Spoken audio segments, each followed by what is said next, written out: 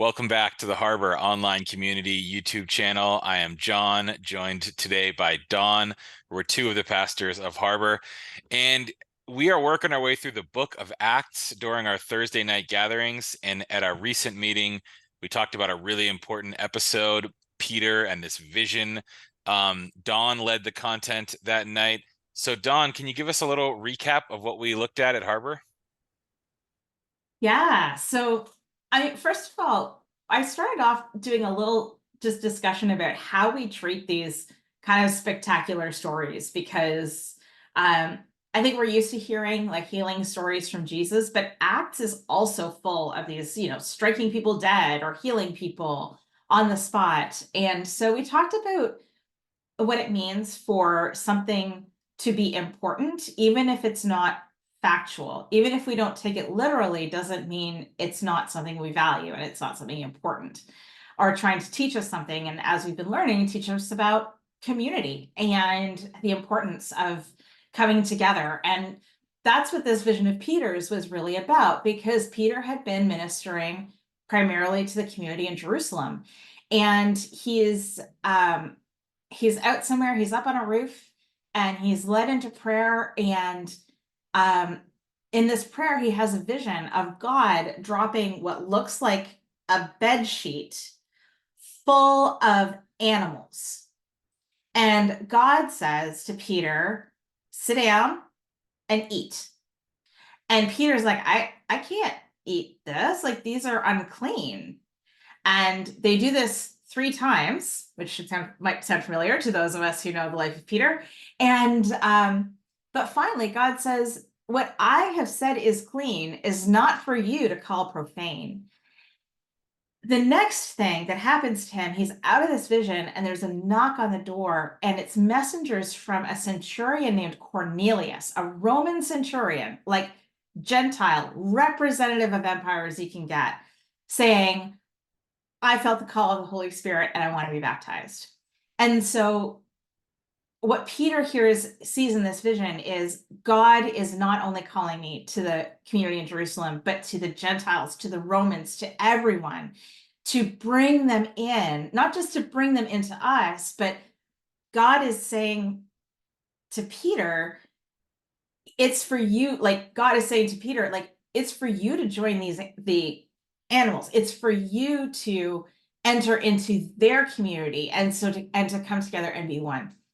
And Willie James Jennings says that this is such a pivotal moment in the book of Acts, because it's really where the mission of the way of Jesus just breaks wide open to the whole world.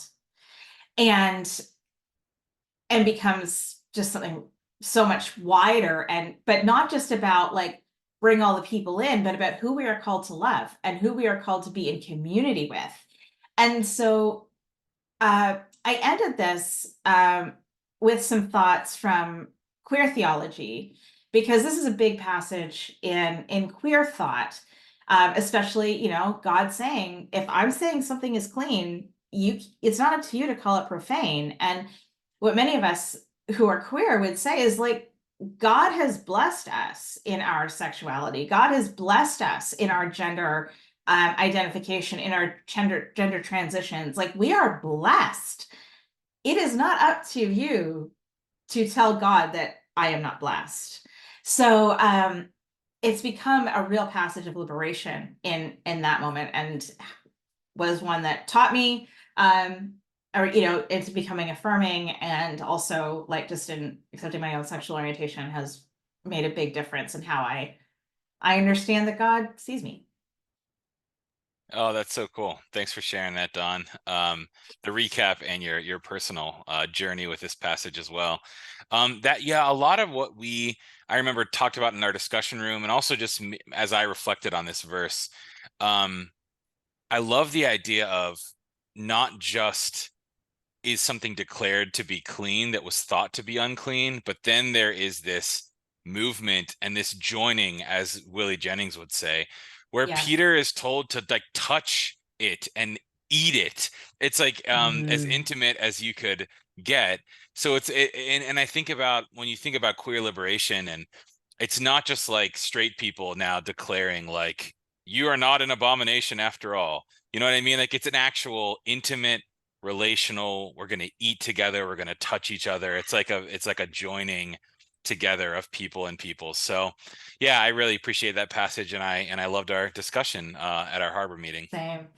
Yeah, it was really cool. Our discussion, we had some folks who've been really impacted by the ministry of PFLAG and other organizations who just really appreciated that. And I'm with you, like that. Even when I read that commentary, and just when he took it that extra level of like making it so carnal and visceral and about bodies, um, that was really profound to me.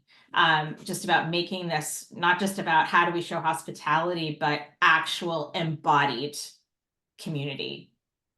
Yeah. So yeah, Awesome. Well, we amazing. have a few more discussions left in the book of Acts, so look forward to making our way through the rest of the book. But thanks for chatting today, Don. Great to see ya.